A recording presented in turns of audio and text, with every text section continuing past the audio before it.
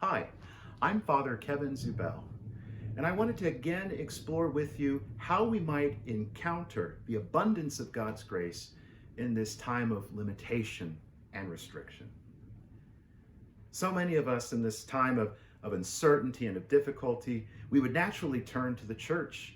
And what do we find? We find that the churches are closed, that the masses and many celebrations may not be canceled, but they're limited in who can participate. We've got to watch them online, and we can't gather together in person and share our lives in the way that we're so accustomed to, finding that comfort in one another that we find when we gather around the table of Eucharist.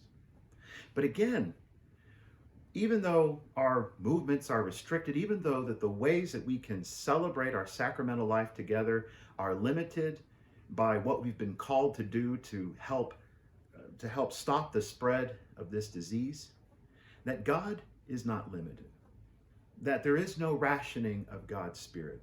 So the question for us continues to be, where will we encounter the risen Christ? And throughout this whole season of Easter, we discover that it is the risen Christ who seeks us. It was the risen Christ who sought out the two disciples on the road to Emmaus in their sorrow and in their confusion. It was the risen Christ who broke through the closed and locked doors of fear and of anxiety of those disciples who had gathered in the upper room, afraid to go out. And it was that risen Christ who, breaking through those walls, breathed the Holy Spirit on them and promised the presence of God's peace. So our Easter season is filled with reminders that when we feel imprisoned, when we feel closed off from the world, it is Christ who comes into our midst. It is Christ who comes to hear our struggle, to listen to our call, to walk with us in our uncertainty and our anxiety.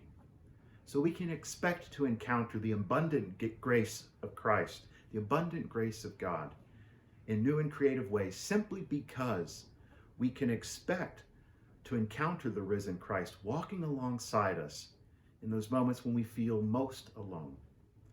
And so even though we may not have the actual experience, the experience of the presence of the sacraments of the church, that doesn't mean we don't have the experience of the risen Christ. When we can't go to Mass and experience Christ in the Eucharist, Christ comes to us.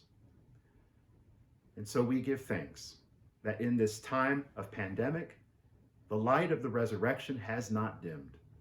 Once again, it is in the darkest moments that the light of the resurrection shines its